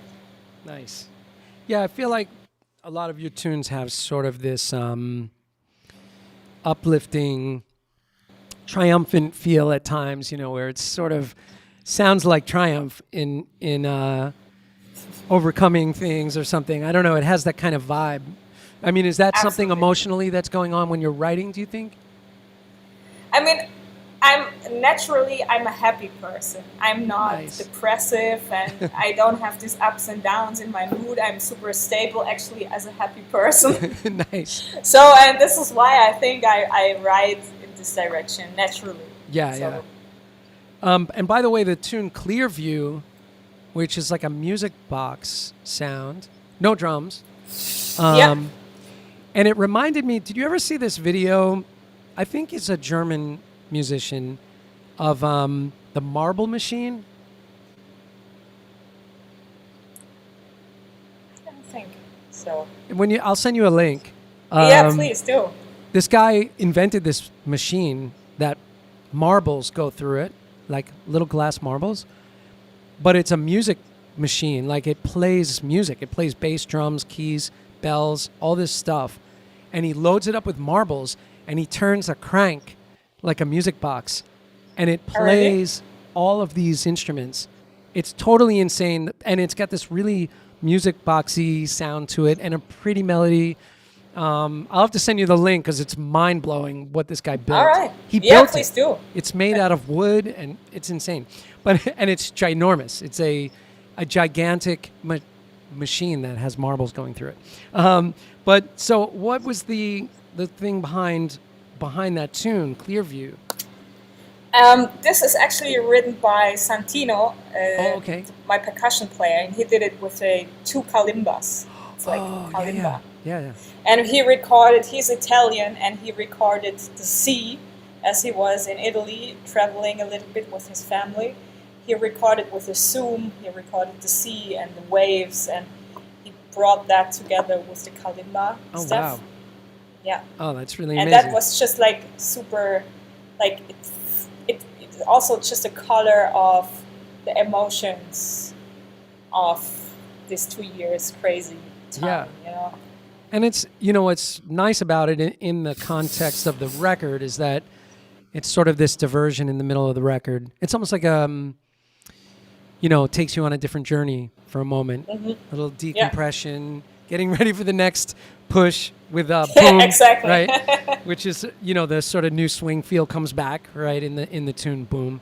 So did you work out that sort of groove with Jonathan, ahead of time, or did you write that tune first and then sort of embed that later? On Boom, I think I already had most parts of it already. Oh, wow. And Jonathan did recreated something in the melody of the verse. Oh, okay. And made connected the parts more. Right. Because he's a great great knowledge. He has great knowledge of harmony, so he made it more like flowing into each other. But for me, I had the concept of the song was already done because I wanted to cover the chaos of Okay. the pandemic. Yeah. Chaos, and the song is really chaotic. At some point, he has this peak when I do the crazy drum part, and I wanted to have it super chaotic and then coming back and chilling out in the end. And yeah, Yeah, nice. this is what's happening. Yeah, that's the other thing is, I just wanted to mention, I mean, your grooves are all really great. Like, they feel great. It always feels great in the pocket. You know, that Jeff Porcaro influence, get the shades on, the sun's going down. Yes. That, that Porcaro or, any of the groove sort of masters that we grew up listening to. But then it has all this fierceness in your fills and your flow. And I know that you don't really plan the fills out. It's more Free. flowing, free form, which is a testament to the amount of practicing that you've put in over the years. Just that, they're unique sounding. They're hills and valleys in your fills. They're not just like single dynamic sort of, bash you over the head things. It's fierce and fast at times, but in these hills and valleys, which is really beautiful. It's really nice how you say that.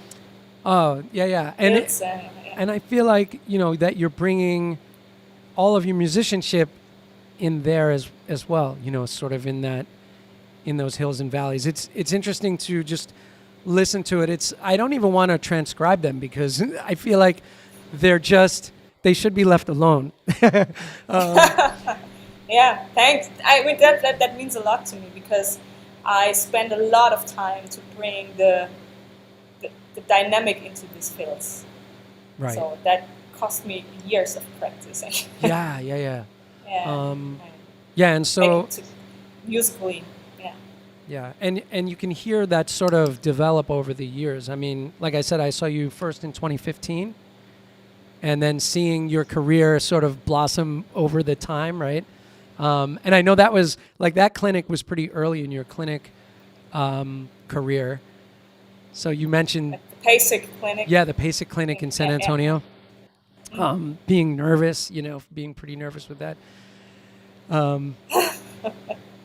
Is it like when you first started doing clinics? I mean, you're in a room full of drummers. So do you still feel any of that nervousness, or are you pretty? I mean, you've done so much of the clinic game at this point. Do you feel pretty happy just to go up and play and do your thing and not worry about it? No. At that point, I was super scared doing that, and I have to be honest. So the first 2 or 3 years of doing all these clinics, it was just 30% fun for me. Yeah.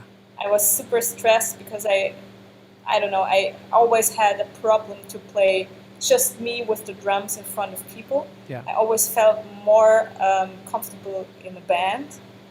And the situation being on a stage myself playing with a playback track to people was totally weird to me.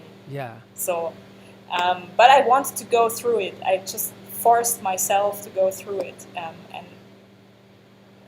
I'm glad I did that. But in San Antonio, it was not just playing me on a big stage in front of many people. It was me playing in the USA, playing in front of a lot of Americans who grew up with traditional American music. They grew up with R&B, soul, hip hop, whatever. Yeah. And we just in Europe, we just try to get a little bit of what you have every day, and so that's a completely different thing playing in the US. So. But I think that you had really great reception at that event. I was in the third row, right in front of you, and I briefly met you afterwards backstage. But I feel like the crowd was super appreciative and really excited, and that was a couple years after the heels of like your sort of YouTube viral video explosion that happened for you. Yeah, a that's couple true. years. Yeah, I can previously. remember the audience were great. I mean, they gave me a great feel on stage, and that Yeah. made me doing a great performance for that time Yeah. 7 years ago. You brought it. Yeah, you really brought it. And the one thing I always remark on is the feel. The feel is just so great. I mean, first and foremost, that's what we do, right? So, Absolutely, yeah. but yeah, really, really great. I also want to mention that, I'm sitting here, I kind of made a discography. So like your CDs, the first EP was in 2014 with the tunes that were in the video, the videos, which Alter Ego was the first thing I had ever seen. I'm sure you hear that a lot. That was pretty eye-opening seeing that because first of all, it was really well produced. It's a great looking video, which is important if you're going to try to have a viral video. It sounded amazing. Did you produce that yourself or did you have a team that helped put that together? Oh yeah, I have a team which helps me to put the videos together. It's the same audio guy from beginning on, Joachim, my producer, Wow. which is also the guitar player in the band, and he produced Alter Ego and all the other videos. And I have to say, we started at the time where it wasn't regular that everyone produced drum videos. It was one of the first, along with Luke Holland and a couple of other guys who started doing that from like 2010 or something. And nowadays everyone can do that. I mean, you teaching that basically, right, to everyone. But yes, it was a more special almost 10 years ago, Yeah. I have to say. Yeah. And that really helped, of course, to get more attention with great production, great sound, great audio, and video at the same time. And Yeah. yeah, And definitely. and you wrote that tune, obviously, and that tune had a lot of cool influences in there. I'll name three things that hit me. One was, it's got a one drop sort of reggae feel in it, which is cool. I like that. There's a quintuplet fill like right near the beginning of the tune where I was like, oh, quintuplet, eighth notes over two beats, where I was like, oh, I love that because that's something I was exploring. And then the cowbell thing reminded me of Step It from Bill Connors with Dave Weckl on it. I don't know if you know that. I don't know that. So there's a section in his solo where he's playing this little cowbell snare drum fill thing. That's another link I should send to you because it's a very cool record. But it reminded me of sort of a Weckl thing. And I was like, man, I said, she's a great player. I was like, man, things are going to happen. I just knew it and followed you ever since. So Oh, wow. I know that Thanks. was pivotal for you with your career kind of getting, did you feel like it took a while to start getting requests for like clinics or appearances, or did it happen pretty fast after the video hit? I know it happened actually really fast, and it went really viral, I have to say. So it was like Millions. It was exploding, and Yeah. also like a lot of people in the drumming scene and drumming community, like industry, also shared the video, like magazines. Right. Like, it was shared in blogs. It was shared by other drummers, which had like huge attention, huge following, and stuff like that. So, and then I got a lot of requests, but I wasn't able to speak English at that time, so that Right. just kept me a while to really make the decision, okay, I go international with my stuff. So, yeah. Well, your English is great now. It must have Still been developing. yeah, but it must have been a little, trying at times in the very beginning with clinics. I mean, especially if you're in an English-speaking audience. So that must have been a little bit difficult in the beginning, but Yeah. I mean, I started in France. I mean, that was like we all were talking with hands. Yeah, You know? Yeah, they don't understand English. I couldn't speak English. It was French, German, English, something with hands and feet, and I don't know.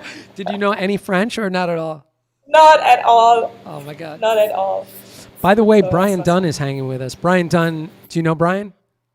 No, I don't know. Brian Dunn is a great drummer. He's been with Daryl Hall for many years. So, and he's out on tour with the Hall & Oates band.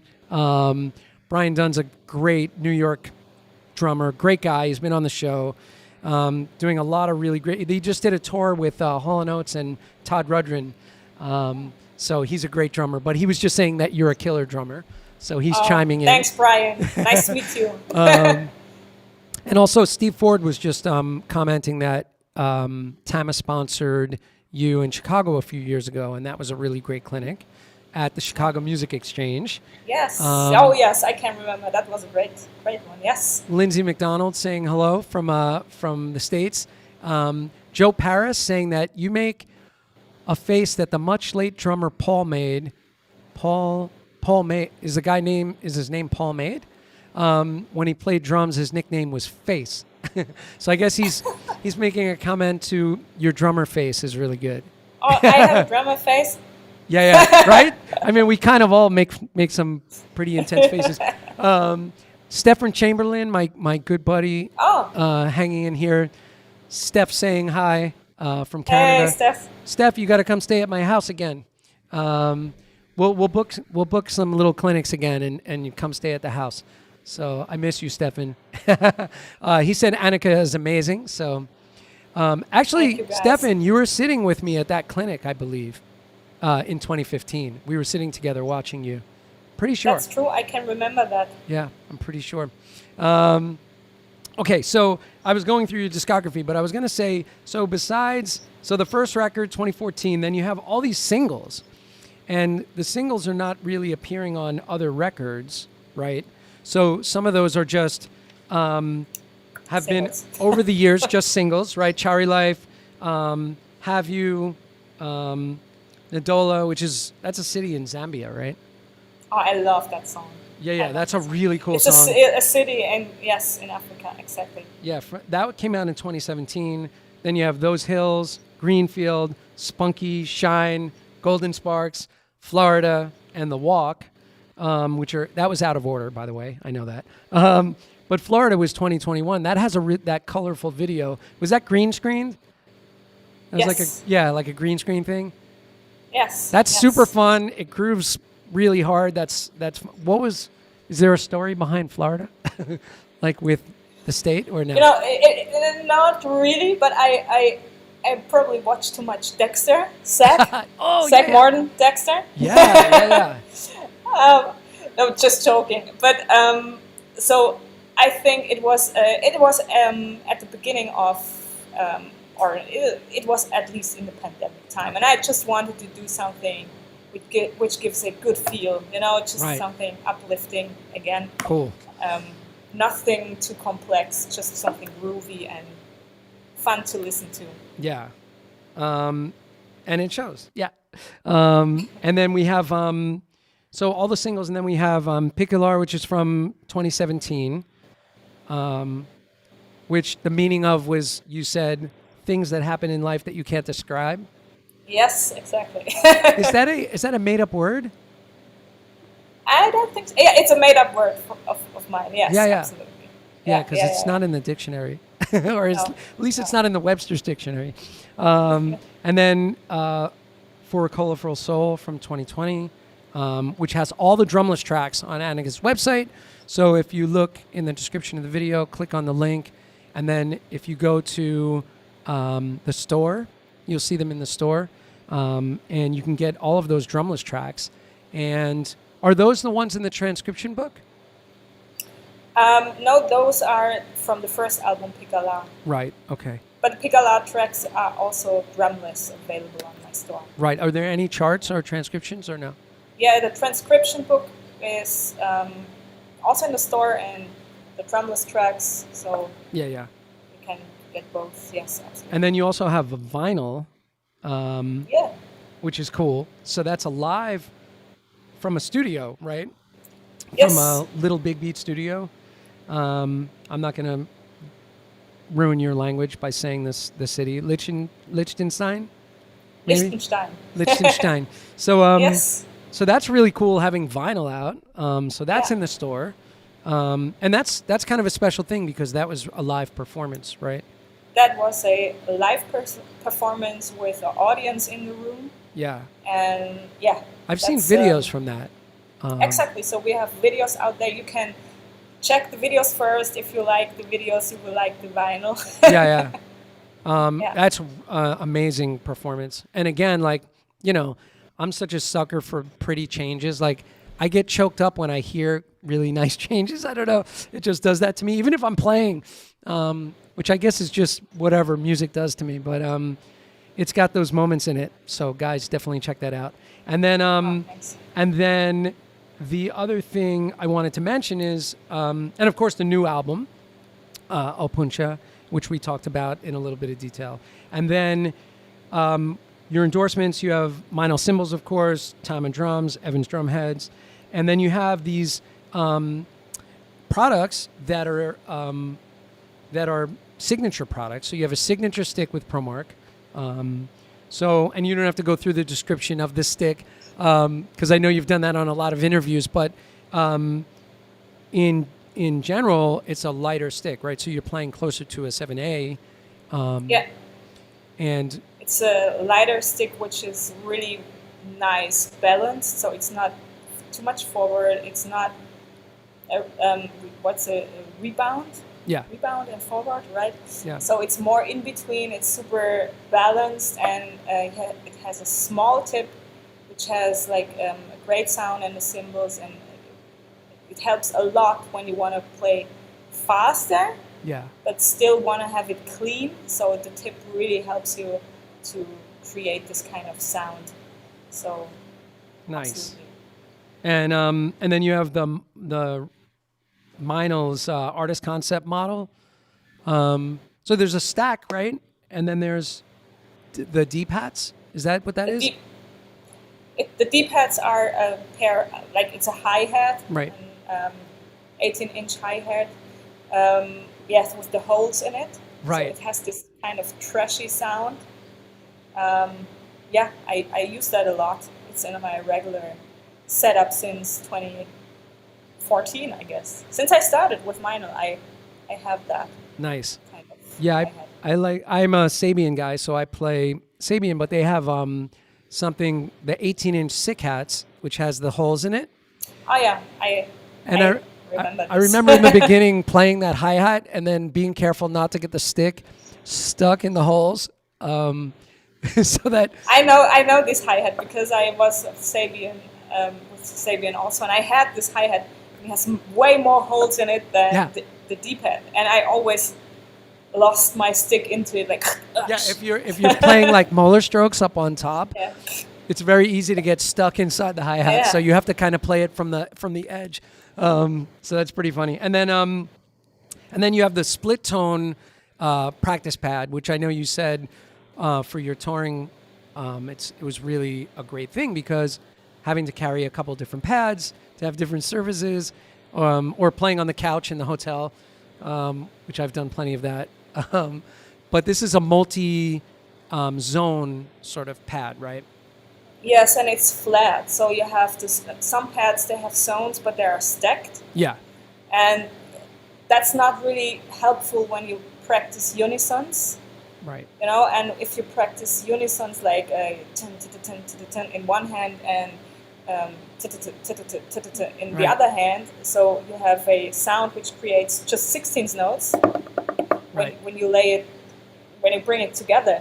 And if you have different zones in this level, so you train to do unisons, but when you bring it back to a surface, then it's kind of a flam. You train to play flams instead of unisons. So I wanted to have everything super flat, but it has 3 zones to practice on, and so you can listen to what melodies you create when you stack rhythms, basically. Right. Yeah. So very, very cool.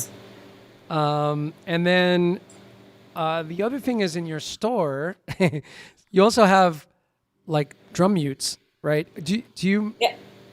did you partner with a company, or was that your idea and you had them made? I know I'm partnering with the company. Wow. Slap So that's really class. cool. So Yes. this is like what I was saying before, entrepreneur slash drummer slash composer slash educator. The entrepreneur part, it's really smart. I mean, to have a product line, you have the brand equity in that people know who you are, and they have that trust in what you're bringing forward. And then having a product line, especially when it's something that you actually use, which all of these products you use. But did you make the drum mutes based on your need first, and then sort of produce that for purchase, or how did that come to be? Actually, I've used drum pads, random, different drum, also damping pads, damping shields, and then the guys from Slap Class reached out at the point where they were really new on the market. Okay. And we started to collaborate, and then they brought the pink edition out, and I was super pinky Nice. at this time. Everything was pink for me. Yeah, the fact, and my website was pink. Everything was with pink for me. And they thought, okay, that's your Jill. Nice. So if you want to use that, we print your face on it. And it's like, okay, that's nice. Nice. That's Your nice. face is on the actual gels? Yeah, not on the actual gels, but on the paper around it. Okay, Cover, on the cover. On the yes. cover, yeah. That's great. So I just want to make sure I didn't miss anything on the products. I think I got everything on the products. Also, Roland and Bear Dynamic are also in your endorsements and products that you like, and I think there was one other thing I had to ask you about before. I have some speed round questions that I'm going to ask you in a moment, but I just wanted to make sure that I hit everything. I think I hit all the records, all the transcriptions and charts. Everything is available in the store on Anika's website, so that's in the description. Make sure you go there, click on it. I'm going to have my pad book delivered soon. Anika and I are going to announce a contest in the next week. And I think we're going to give away a pad book. And we're going to, and by the way, tonight I'm announcing the winner of the Tim Carmen Haynesism contest. But Anika and I will do a contest for her pad book, which I'm super excited to dig into. And I've heard some descriptions about it. I know that you get deep into sort of permutations with accents and diddles and drags and flams and all this great stuff. And then also your polyrhythmic stuff, your odd groupings. So flowing from one grouping to another is really prevalent in the book, right? So, yeah, and you absolutely. just, when did you finish this book? 2020. 2020. The first half of 2020, yeah. And that was something that you developed over a long period of time, right? Yeah, I mean, the idea of the book was like 5 years before I released it. Yeah. Then it took me 3 years to write it down. And then, yeah, it's a labor of love writing a book. Yeah. It's a lot of work and, not as much reward on the back end as we would like in the book industry, but it is really an account of and a portfolio of what we do as musicians. I think it's important. And I'm a drum book nerd. I love drum books. Just love them. Like I was just saying before, I have Klaus's Tala Diddle book on my desk here, which is so great, bringing conical counting. Which, by the way, your bass player, he does the conical counting. Yeah, he can do that. Yes. It's intense, right? Do you know any of that stuff or no? I just do. My goal is that I am in 2 years that I'm able to use it in a basic way. Not the speed is the problem, The speed is the problem. When you count it fast, it's just like oh. Yeah, like to say taki taki ta like quickly. Yeah. Is so hard. But I'm using it for like 7s and 5s, like taka dimidi or taka taka dimidi. Yeah, so yeah. That's nice. Helping me a lot. Ah, sweet. So, yeah. Do you know? In my book, my counting method for quintuplets is 1 E and da la. So I put the da in there. One e and a la, two e and a la, three e and a la, four e and a la. And it's actually kind of easy to say fast. One e and a la, two e and a la, three and sort of the way we say one e and a, two e and a, three. So I put in the da la because I wanted the number to be present for when I'm teaching quintuplet stuff to make it easier to count. But so I do da la. And I actually have in my voice notes a student of mine, John Schneider, who was in the chat. We were at the Blue Note to see Chick Corea. And we were kind of brainstorming the quintuplet counting. This is many years ago, and we came up with the one e and da la. John came up with da, so thank goodness for John for saying da, and that's the count that I use in my book, which is kind of a different thing. But I love the conical counting as well. It's really helpful. Yeah, and it does something. It does something to hear. So for me, it's the counting along what you play, like not necessarily the one-to-one what you play, that you count it with it. Also counting different things against what you play opens up like a lot of headspace on some point, which you have left when you play with musicians, to be able to listen what happens on other instruments and playing, but not just being with yourself and playing your stuff, you know? Right. So the headspace you create with counting out loud is enormous. It's like huge. And that stuff, in a way, is sort of meditative. I feel like, you can get in a zone where it's like chanting almost, like Buddhist chanting. It just becomes sort of a drone of counting. And I think you're right. You can get into a different headspace for sure. I like that. Oh, very cool. All right. Quick speed round questions. I know the sun is going down. I don't want to keep you from your life for too much longer. You've been so generous with your time, which I really appreciate. These are fast and easy, silly questions. Most of them are, about drummers, but some of them are silly. Oh, I just wanted to mention one more thing. The track Rocket has sort of like three things that came to mind. One is Cobham's sort of use of melody in his more up-tempo sort of grooving stuff. So I heard a little Cobham in the melody, but then there was also two other things that I was hearing, which is early Brecker Brothers, which I don't know if you have any influence from like the early Brecker Brothers, like sort of what's the one? Heavy Metal Bebop. Do you know that record? No. You don't know that? Oh, I gotta send me a link. Another link. Heavy Metal Bebop is like a really funky, interesting record. Terry Bozzio's on drums. Okay. And it's the Brecker Brothers, like sort of 70s funk. And it was recorded at the Baked Potato, or at my father's place. I think it was my father's place in Long Island. And it's an incredible record of just like really funky grooves.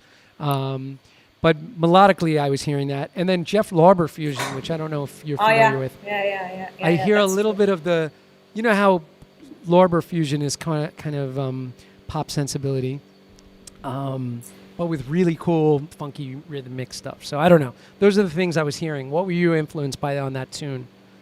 Actually, this song is a collaboration of a Christian, like a keyboard player, who just subbed Patrick for one show. Okay. So we got into connection, and we decided to collaborate for one song and a new album. And he is really into this kind of fusion. Yeah. He is also big Jeff Beck fan, but okay. also like this cat's like Cobham, like what you mentioned. Yeah. He is really into that, and it's more, for me, the song has more the traditional vibe of jazz and fusion because he is playing it this way. I brought this little melody, like the main melody, I brought this in, and I wanted to have it like sounding like me. Yeah. But now it's a wild mix of traditional jazz and my stuff, Yeah. But I think it's coming. The most vibe of this song is coming from Christian. Okay. So I arranged the song. I did the arrangement, the melody, and the groove stuff, of course. But he did the chords and the soloing and all that. The chord changes also. Yeah. Yeah, the changes are definitely really jazzy. Like sevenths and ninth chords and sort of Yes. reharmonization. It's interesting. Yeah, it definitely has that vibe. Cool. But I found it really refreshing to the rest of the songs because it's different. Yeah, totally different. And by the way, your band has kind of been a mainstay, right? The same group of people Yes. for a long time, Yes. which one is hard to keep that together and is rare It sometimes. is super hard. But to pull that off is a testament to you. I mean, you manage the band also, right? So, Yeah. I mean, it's a testament to what you're bringing to that organization that people stay. Yeah, I do my best, and it's like what I said. It's really important to me on a human basis. Yeah. So so I think that's also important to them. That's why it works. Yep. All right. So these are the speed round questions. Really, like one word answer or one sentence. Doesn't have to be long unless you want to elaborate. But All right. first drum you ever owned. Premiersionista. Wow. And that was a good quick answer because some people don't remember. Of course you remember. You're young. First record you ever bought with your own money, and it could have been a download, but vinyl or CD or whatever. One of the Toto albums. Nice. I forgot which one. Seventh Seal? No, I don't know. Toto 7, I mean. I don't know. Well, I don't know anymore. Yeah, cool. One of the Toto albums. That's cool. By the way, how did you feel about Simon in Toto?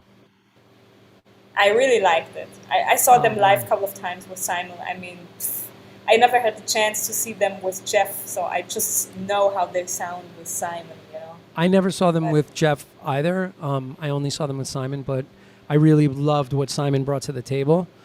He's such a melodic player. I had him on the show recently. It was a really fun interview. And all of his stuff with Hiromi and, oh my God, all that stuff. And his band, of course, Protocol. Protocol, yeah. Yeah. First concert you ever attended? I think that was a German band called Pur. Oh, really? Yes. Pua. There's a It Mexican. was an arena concert. Oh, okay. With my parents. Rock band? More pop. Oh, German pop. Gotcha. Whatever that means to you. Yeah. It's funny because there's a band from Brazil, or is it Mexico? Brazil maybe, called Puya, which is a metal band with salsa mixed in it. It's pretty crazy stuff. Okay. Like salsa horn breaks in the middle of heavy metal. Amazing. First gig. Right. Very first gig where you had to go and show up and play. First gig was at the music school, I Okay. guess. Concert night at music school. Got you. Okay. First gig that was out in a venue. That was with the original band, and it was a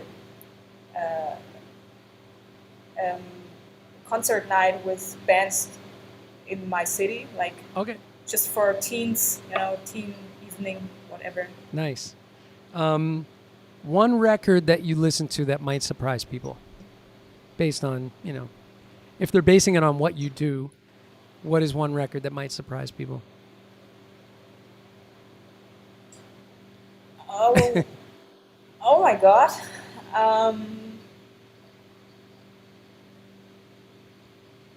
Oh my God. I'm surprised. I mean, I listen to everything. Yeah. Oh my God.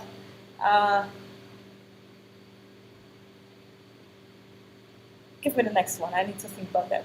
Okay. Put it in the end. Someone that you wish you had the chance to play with, living or otherwise, like somebody that you really would love to play with. John Mayer. All right.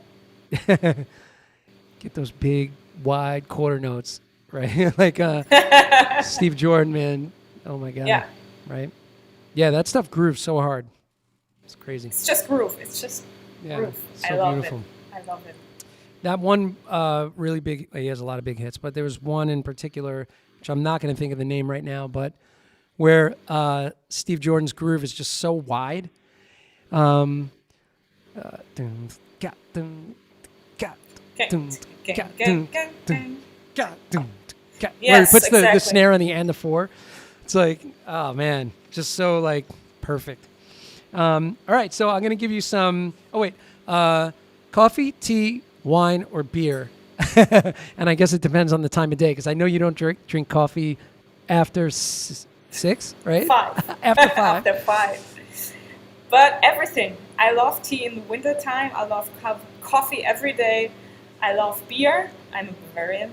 And All right. I love wine, especially red wine in the wintertime. Nice. Red wine in the wintertime. I know you cook because you were posting a lot of stuff where you were cooking, especially during the pandemic. You were posting like cooking stuff. And I would see you pairing different wines and beers and stuff. So, okay. So drummers, Taylor Hawkins, first reaction, and rest in peace, Taylor Hawkins.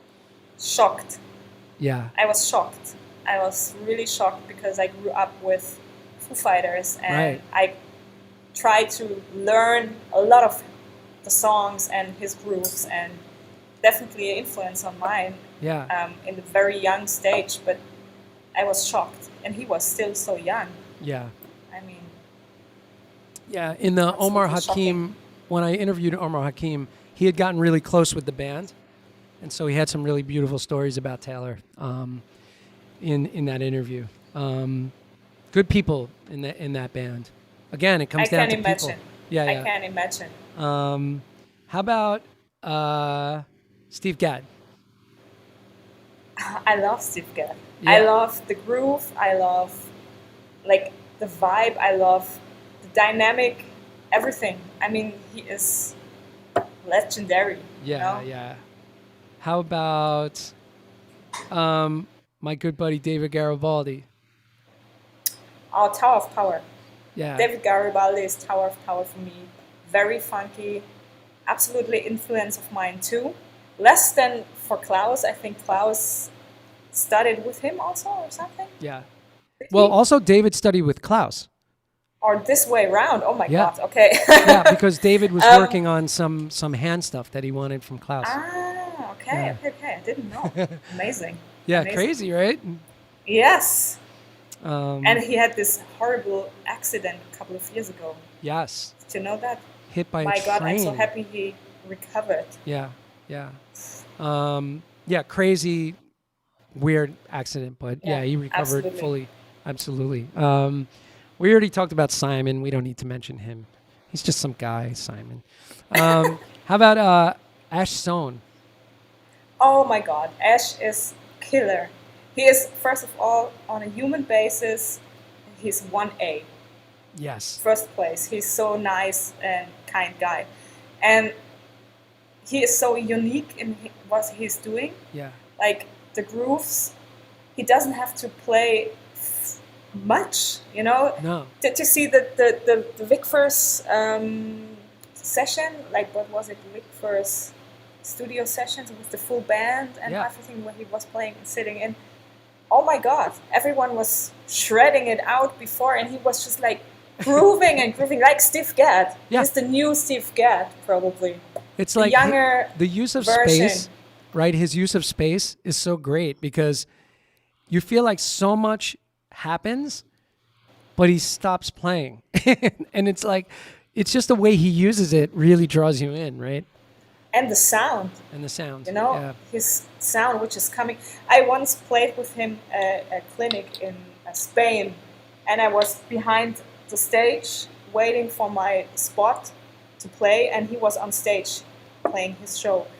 And I thought, oh my God, this is live, but it sounds like a perfect produced album, what I hear right now. Yeah. He really locked with the song and just like clear sound and perfect and balance everything like dynamically. It was just like a perfect record, just press play, you know, Yeah, with absolutely. live drums on it. And his shuffle on Red Zone Killer from Seal, I haven't unbelievable. heard that. I haven't heard that. Another Send link me I a have to send you. Red Zone Killer, when you hear the way he's playing a halftime shuffle, sort of like the Picaro, like Rosanna kind of thing. but it's just really relaxed and tight. I don't know. It's really good. Really good. All right. How about, I have two more. How about Vinny Colaiuta? Oh. Everybody just laughs when you say Vinny. It's like you go Vinny and everybody just laughs and they're like, oh my God. What to say? I mean, yeah. King. King. I like that. I would love to get him on the show. I know Dom's has done the sessions with him. And I was at I saw this interview recently. Yeah. Did you see the live sessions with him and Steve Vai? and Steve Vai? Steve Vai, yeah. Yeah, the one that Saw they that. did. And I was there. I was in the room, so I was in LA at NAMM. And Yes.